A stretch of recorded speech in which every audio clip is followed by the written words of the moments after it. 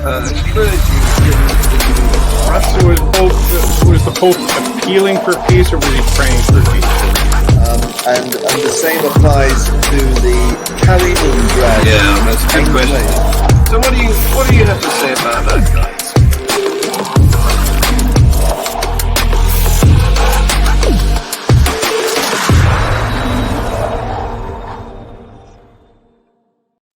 Good morning, afternoon, evening, wherever you are, and welcome to the latest edition of Global Atheist News Review. This is where we take the lid off what's happened, how the religious people have impacted humanity over the last 7 days, and we do something that's not allowed during the actual news itself, which is just, of course, factual reporting. This time, we express opinions. And I have a panel of opinionated people to do that for me. Meet, first of all, our new member, Scott Wiegold. Welcome, Scott. Hello, and thank you. All the way over in California. And then, of course, we have regular member Guy from Manchester. Hiya. Frank from Kentucky. Ty from Tennessee. And Tersia, who is currently in the UK. We've allowed her in for a couple of weeks because normally she's in South Africa, but you know, we're quite tolerant. Thank you kindly. So guys, let's pitch straight in. The first item. I love this item because it's the Taliban against IS, the Islamic State. Don't you just love it when they do infighting? This is about a prominent Afghan cleric who supported the Taliban and was in favor of female education. So he didn't really fit the Taliban very well, but he's been killed. Sheikh Rahimullah Haqqani died in a suicide bomb blast in Kabul. Taliban sources say that the religious leader was targeted by a man who detonated explosives hidden in his artificial limb. That's quite ingenious. The Islamic State group, which has previously targeted this cleric, claimed responsibility. I always think it ought to be blame rather than responsibility, but they're proud of it, so they use the word.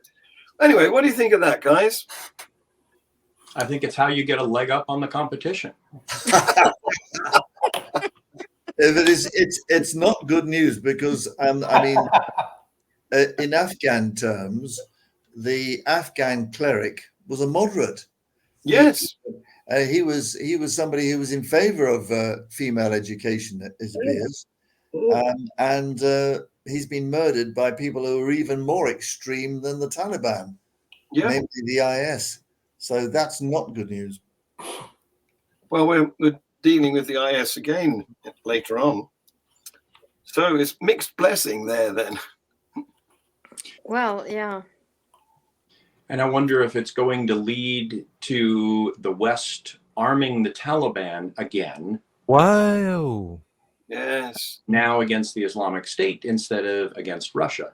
Yes. Yes. And I think arguably the Americans and the West really have been wrong to withdraw from Afghanistan because I appreciate it's gone on a long time, but are we not going to stand up for Western values against this kind of religious terrorism?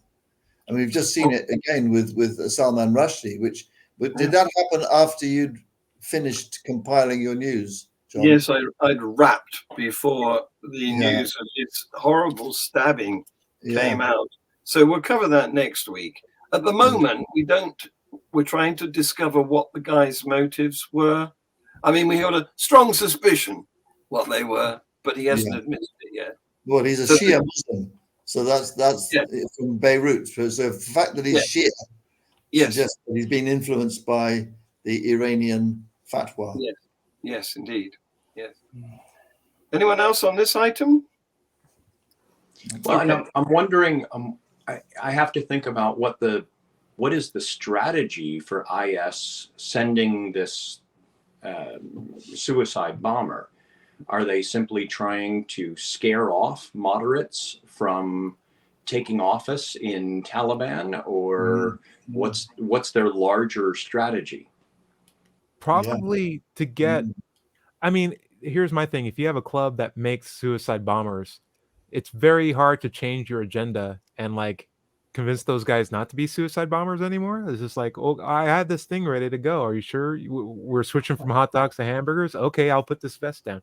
No, it's like it's a fundamental sign that the dogma is just so makes it such that some people are so unreachable, which is a really hard way to put it. But you know, like it's a tragic thing when someone's put into such a dark place, rhetorically, critically thinking wise, or lack of, and they're just put in this position where it's like, okay, you're going to weaponize your life, and you know, circumstances around the world change and evolve as they always do, but they're still stuck in that same mindset.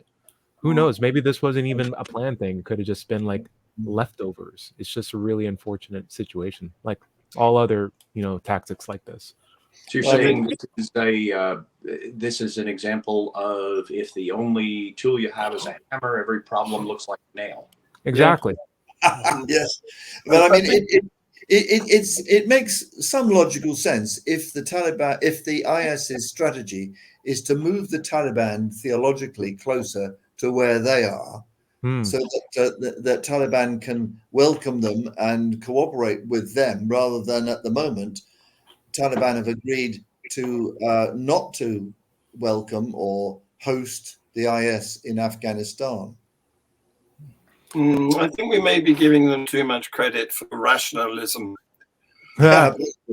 Would say this: it's never a sign that it's about the dogma itself. It's about power, and that's the same thing about how they treat women, or you know, other right violations they're going on to that we'll go into even in this show. It's a power struggle, and strictly for an elite class of people within that particular train of thought. That's it. You think it might be good to get back in the news, to become relevant? Good point. Yeah. What if we're not going on too long about this, but as you guys were talking and thinking about what Guy said about the West leaving Afghanistan, I wonder whether it's not time for the West to think about a different strategy of trying to deal with this issue. For the foreseeable future, I don't see that a peaceful solution, so in terms of a non-weaponized method, will be essential for a while to come. But in the longer to medium term, I wonder if we shouldn't start to rethink, maybe not subversive is not the right way, but a different strategy of reaching people. And if the moderates are being taken out, then that does make the job quite more difficult because to have a force there, a military force, is in one sense not sustainable. So maybe we should have a think tank. It's time for a think tank on how to change people's minds. I've got an idea. Let's send the Christian missionaries in. Yeah, I like that. Get them out of our hair. Yep. Speaking of pilgrims. Yes.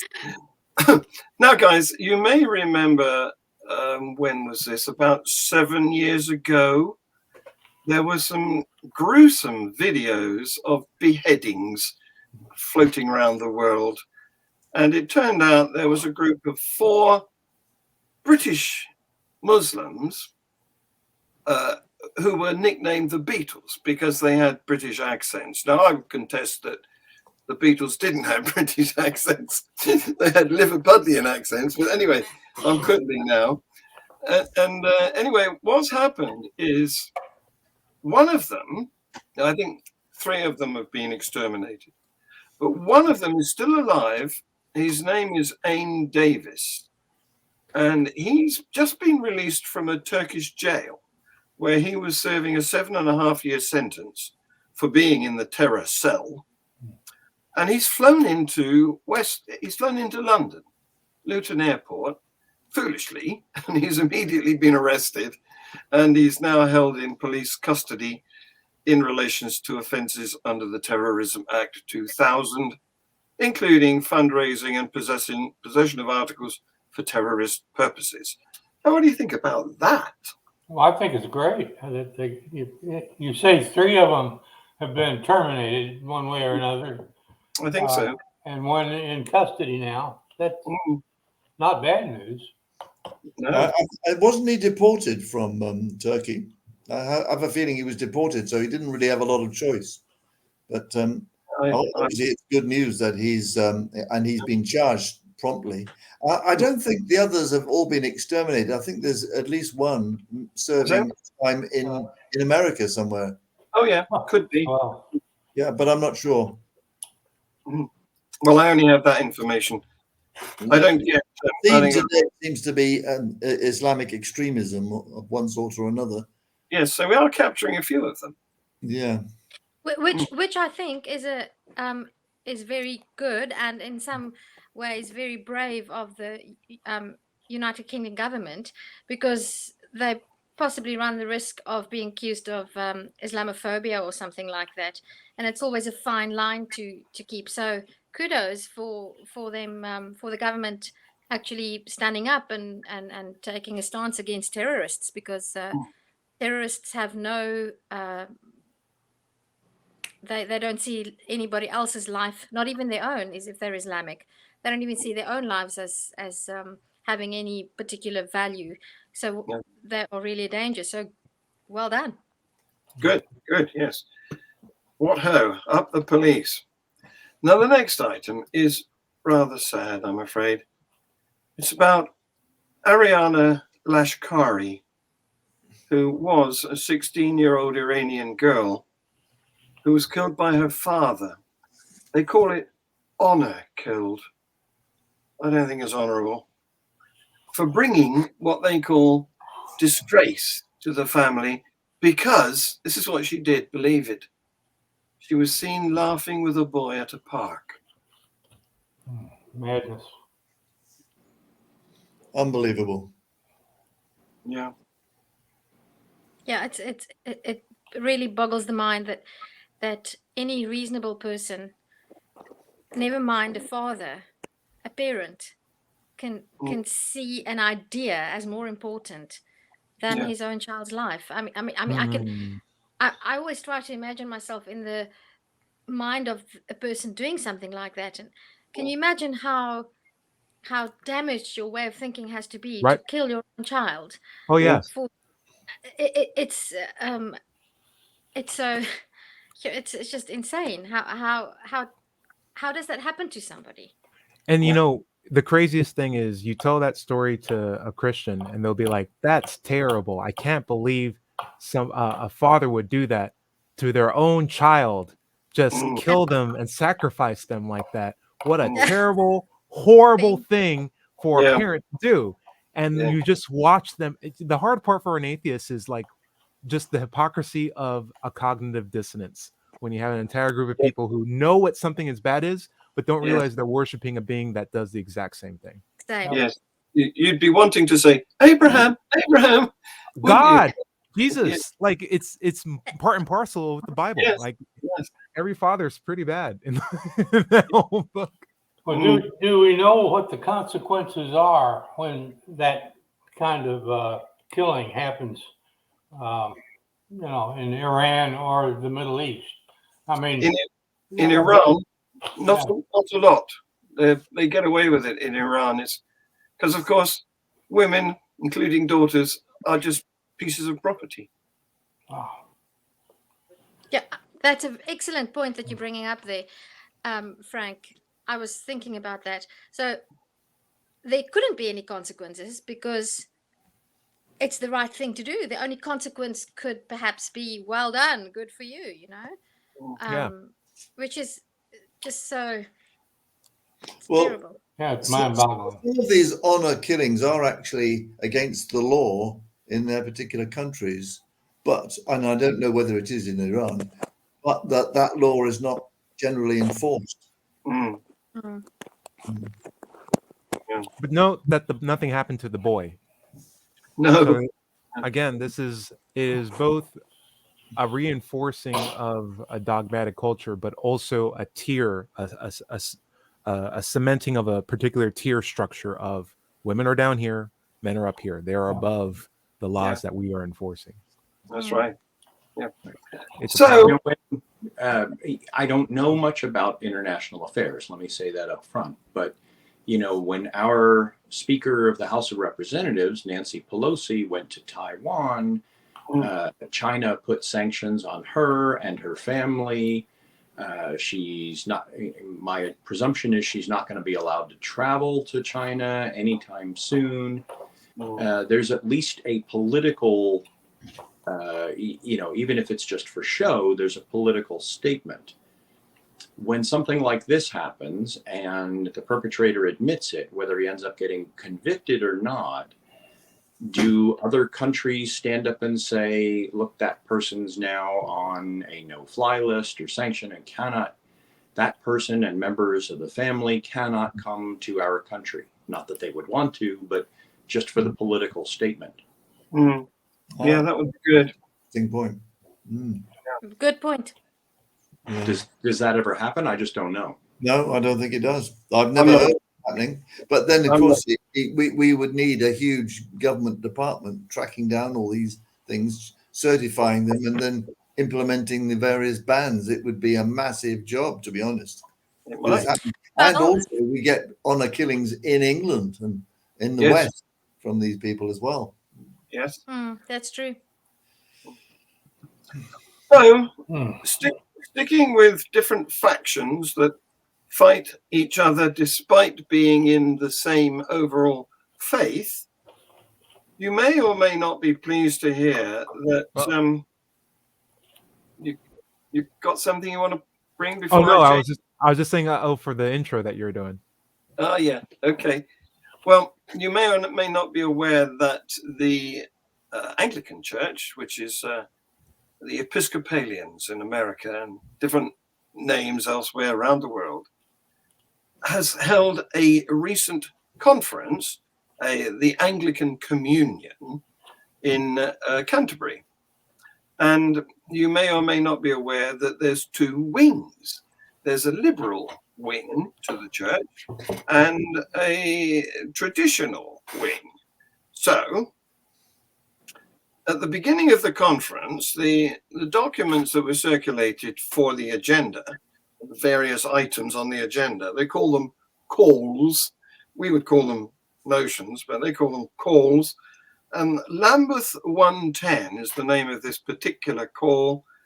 And it rather shocked the Archbishop, Justin Welby, who was supposed to be chairing this meeting, because it rejects homosexual practice as incompatible with Scripture and upholds faithfulness in marriage between a man and a woman in lifelong union.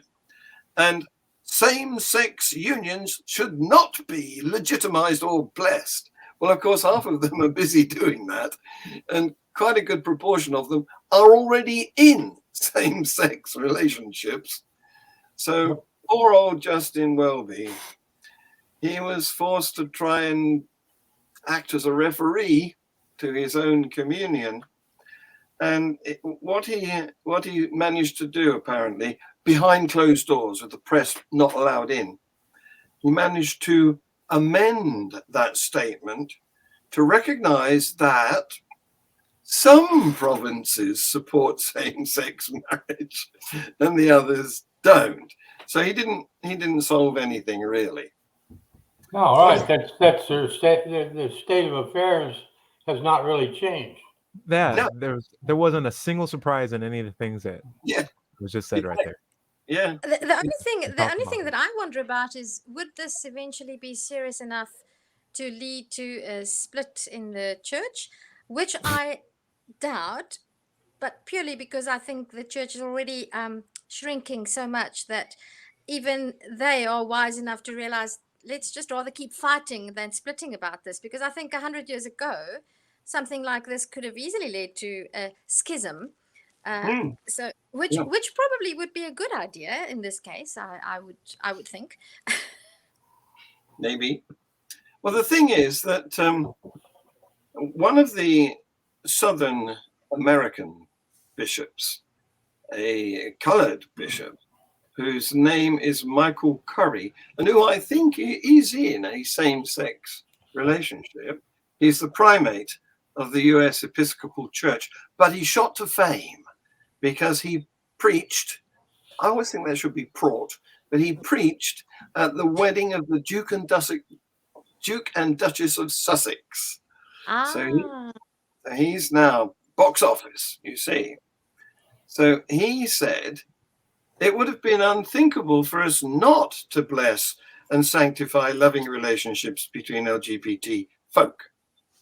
And he said the issue of gay people and their rights is equivalent, a struggle in our time, to the one over race. So they're noticing that it's serious. Well, It is serious. good for him. One of the foundations that's very progressive, called the Ozanne Foundation, and the director is called Jane Ozanne. And she's complaining. She says, yet again, priority has been given to saving a man-made institution over protecting LGBTQ plus people's lives. What did she expect? Yeah, that's really all institutions try to protect themselves. That's against their individual sort of liberties and so forth. But didn't we discuss this last week? Yes, it's like a lot of news items that rolls on and develops, and we a little bit, another snippet arrives, and so I wouldn't be at all surprised if there was a split in the Anglican communion over this, but it's kind of what they do. Doesn't really matter. No, it doesn't matter, but it would be quite interesting. It would be. Let's watch the space.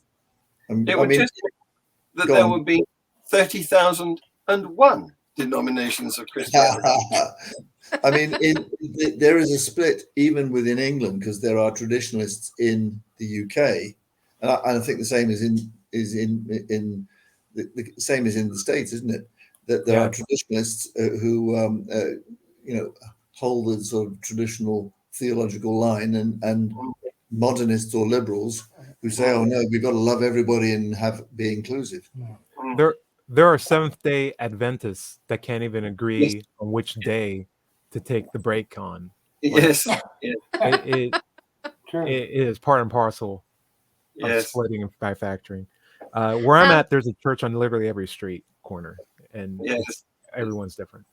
On this topic, John, may I be forgiven to plug our conversation that we had last week with Pastor Allen, because that was a topic that came up. Those who haven't seen it, I think it's worthwhile to watch it, because that was one of the key issues that we tried to address, and that Pastor Allen had a funny way of, shall we say, circumcising or circumventing.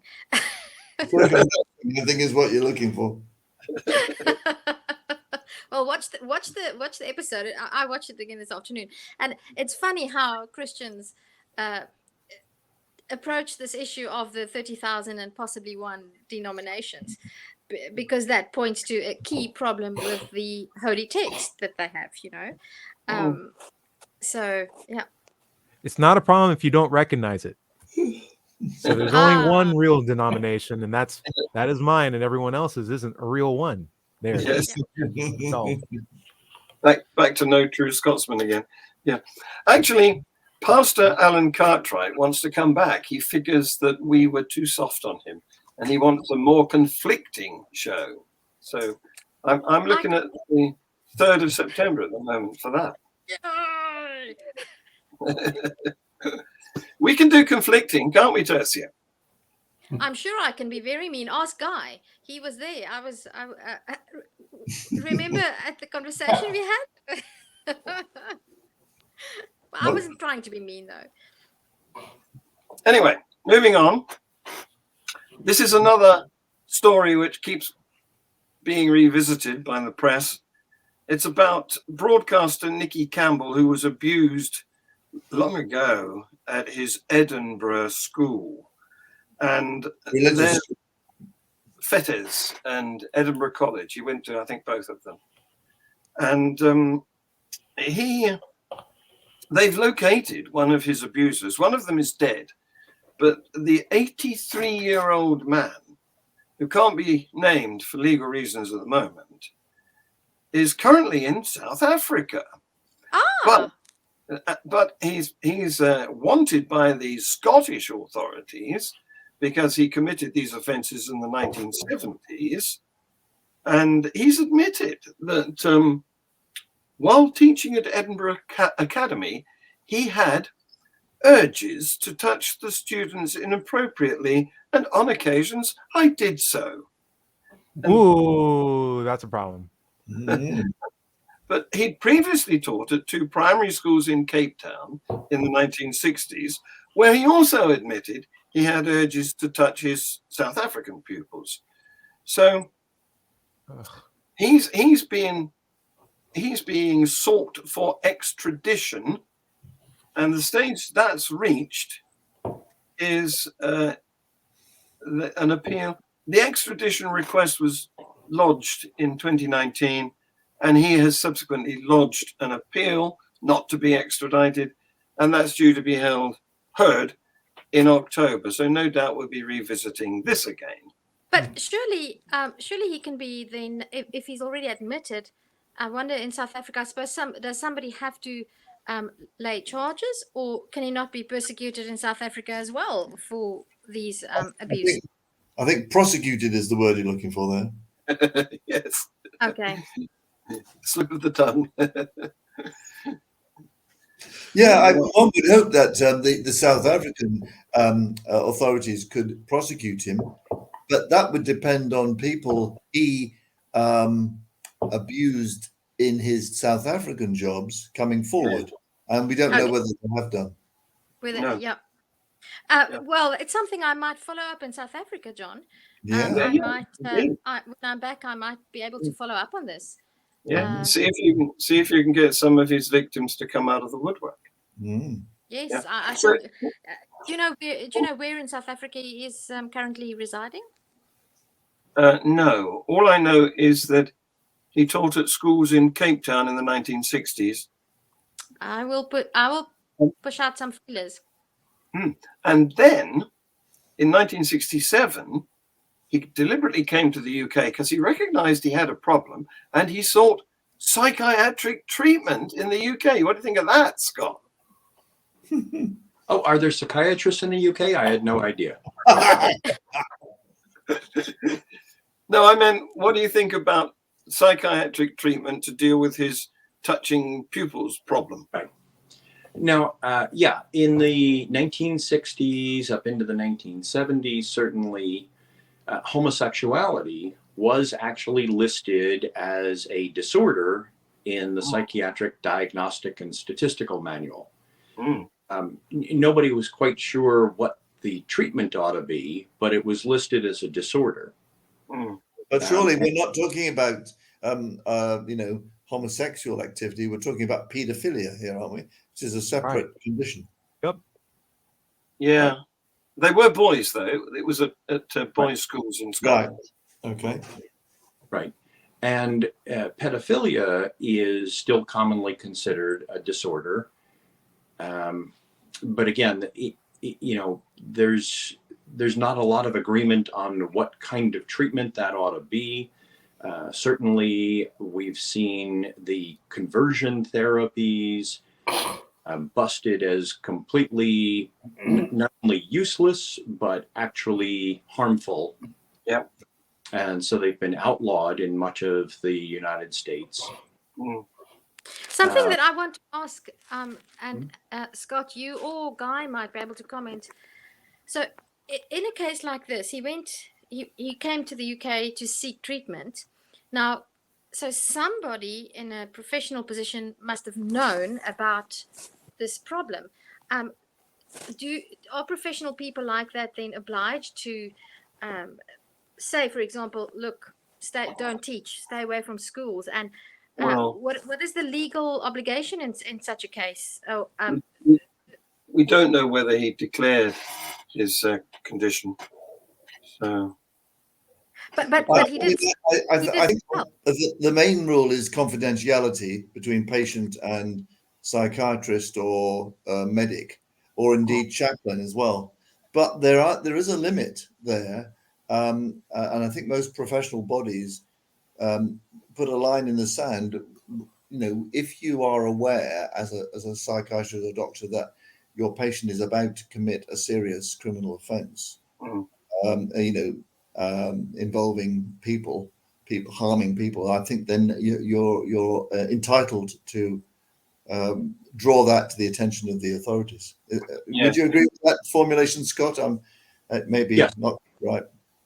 Yeah, not only are you allowed to bring it forward, but you must. Now,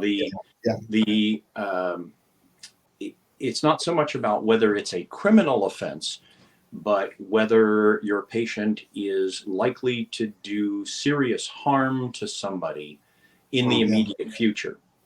Yeah. So if they're saying, you know, well, I might end up so poor as a result of this lawsuit that 10 years from now I may be forced to rob banks in order to survive.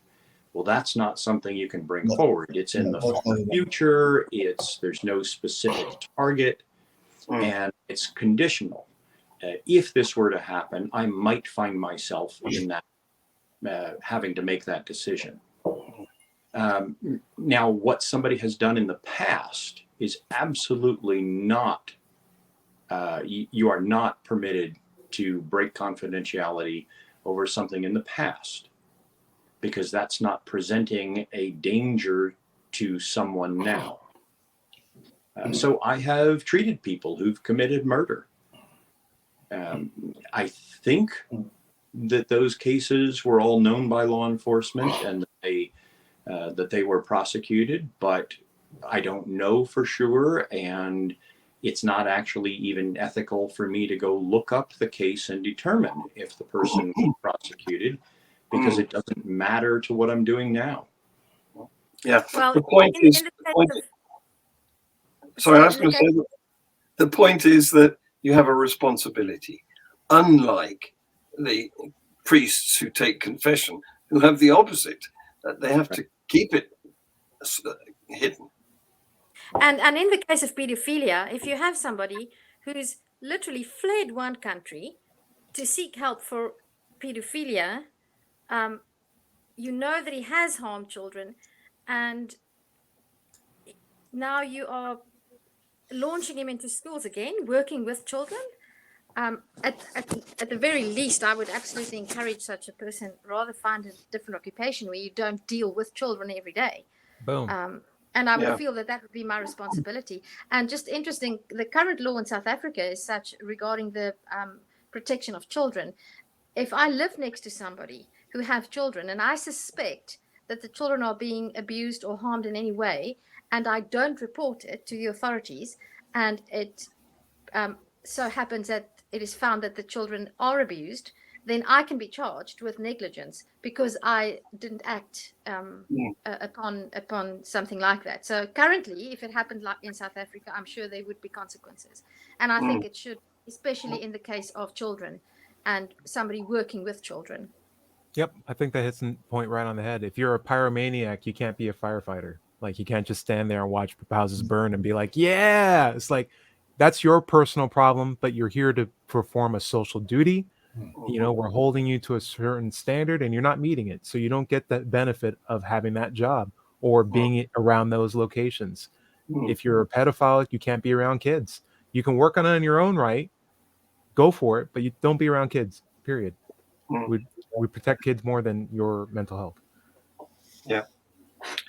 Well, so for instance, if I had a patient who was expressing pedophilia and was applying for a job at schools, it's unclear to me where now in the United States, every state has a slightly different law about this.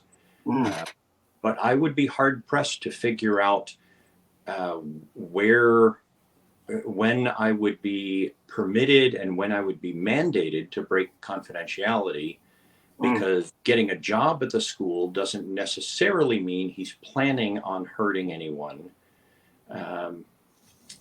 So that would actually legally that would be tricky here. Yeah.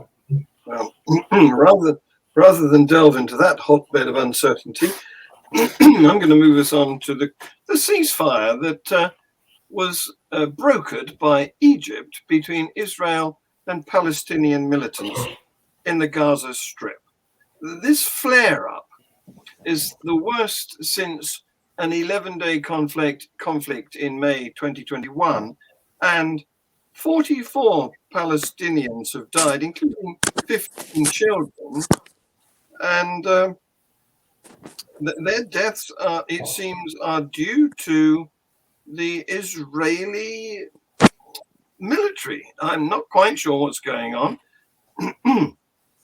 but the Israelis rather say that they succeeded in killing several high-ranking PIJ members, Palestine Islamic Jihad members, and so they think they hit 170 targets, and they feel they won. Meanwhile, the PIJ have got their health ministry to blame the deaths of the Palestinians and a further 300 people who were wounded, to blame that on Israeli aggression. So this is an ongoing thing, isn't it?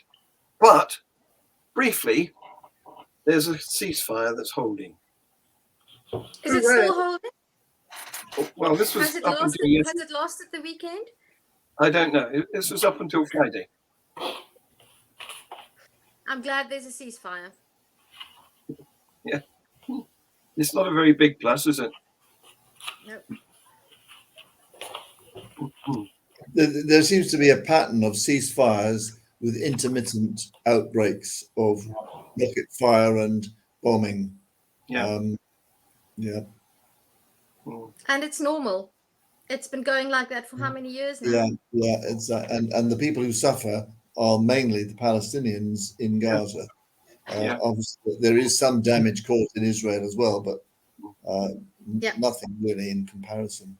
Yeah. But Israel is the chosen. They are the chosen people. So, and we have. I don't know. I think Muslims think they're the chosen people. Well, I was pretty sure Jesus stepped foot on England.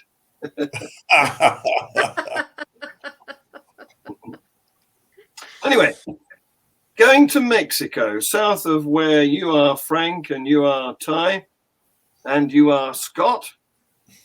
They've had a rather sad, terrible underground disaster, mining disaster, in a place I'm going to try and pronounce Coahuila in Mexico. And they know there's 10 miners trapped underground. They say that there was a terrible sound of rushing water. They threw a rope down and managed to rescue 5, but they've now got 300 soldiers and other personnel trying to rescue the remaining people who are trapped, including 6 divers from Mexican Special Forces. But the reason it's in our news is because most prominently in the video clip, the priests got involved, conducting prayers to a large congregation, beseeching God to save their sons. How's that working out? You don't think it's going to work, Frank? I have my doubts. Now it's okay if while rescue operations are underway, the priest or preacher does that. But if they halt the operations in order to do that, well, that's just ludicrous. Yeah. No, that's terrible. What annoys me is God never gets the blame. He's not the one who, flooded the mine. And this reminds me of a story. I know I've told it to you, Tersia, but I'm not sure how many of the rest of you guys have heard this, but it concerns our producer, Swedish Steve, who gets called out to sort out people's computer problems and he was at this mosque dealing with their PA, which wasn't working properly. Too much of it was computerized. So he was crouched down, working on the floor, and he managed to solve the problem. Meanwhile, gathered around him were 4 or 5 Muslim youths. Okay. And when he solved it, one of them said, "Oh, thank God." Now, Steve, being an atheist, said, "Why thank God? Well, I was the one who sorted it out." And they started to advance threateningly towards him until he stood up.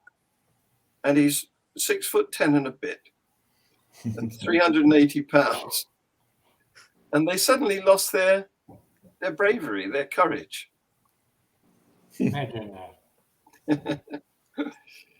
Well, Anyway. I can say, I just need to say, in South Africa, in the newspapers, on television, on the radio, it doesn't matter what happens. If there was a disaster, then God's blessings are prayed upon the victims. And if something good happened, then we praise the Lord. And this is happening in our press, on the national radio station. It doesn't matter if something good happens, we praise God.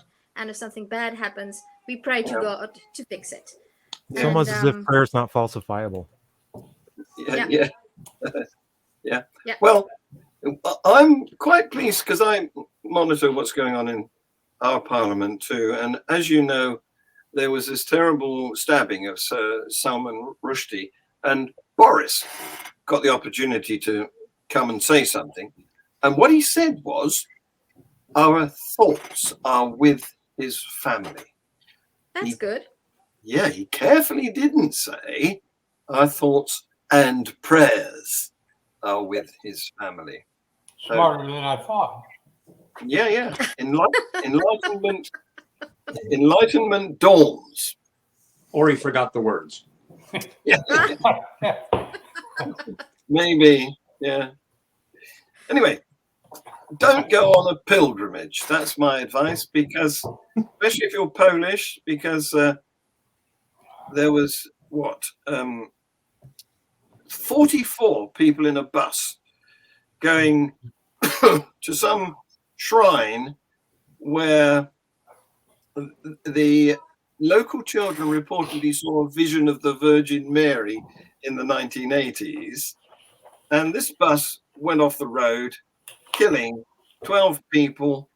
And all of the surviving passengers are injured, 19 of them seriously. So, again, this going to, pay some sort of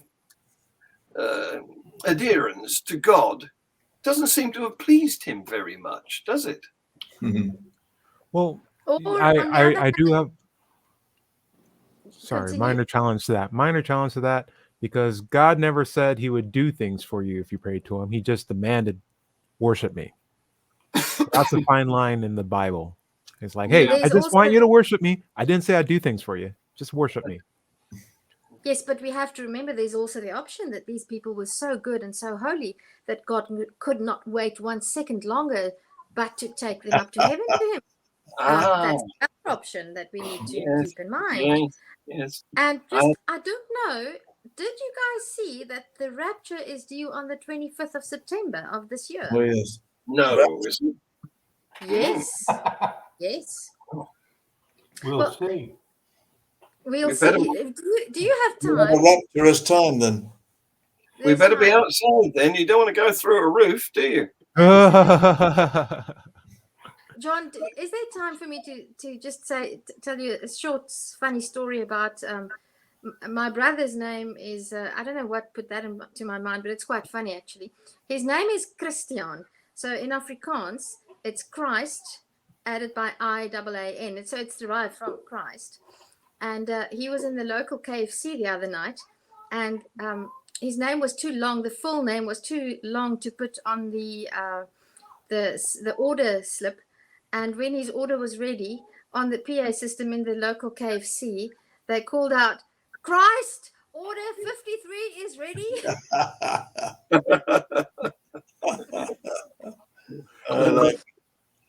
Yeah.